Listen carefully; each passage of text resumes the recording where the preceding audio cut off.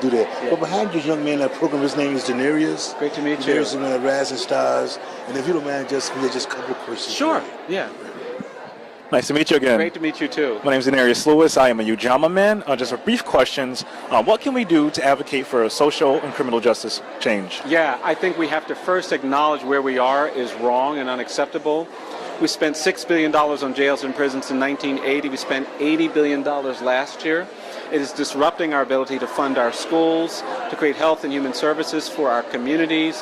And I think we've got to do that. The second thing we've got to do is we've got to set a goal for what reform means. Because a lot of people are talking about reform, but they don't define it. I think we can cut our prison population in half in the next 10 to 15 years. And that means reducing the prison population to under 1 million people. And if we do that, we free up $40 billion that can be reinvested in communities, provide services to people who are at risk.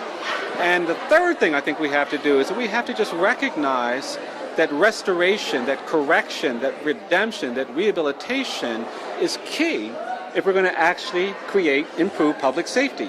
If people think it's touchy-feely and they don't want to do it for that reason, do it because it makes our communities safer. And that's what I know you know at Ujamaa, is that when we invest in the lives of people, we help them, we have healthier, safer communities.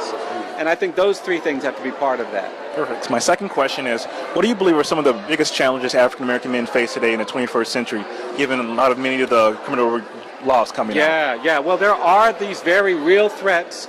You know, the data wasn't 1 in 3 black males was expected to go to jail or prison when I was a little boy. You know, that presumption of dangerousness and guilt is a real threat. You know, you go into spaces where no matter how talented you are, you're presumed to be unqualified, and that's a real threat.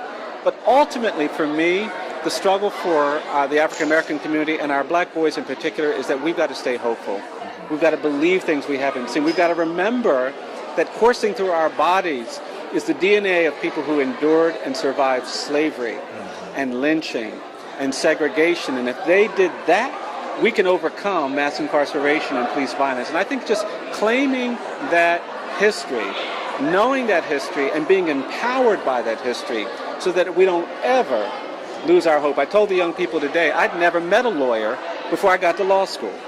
And I still had to believe I could be something I hadn't seen. That's what all of our young people have to do. I agree. Yeah.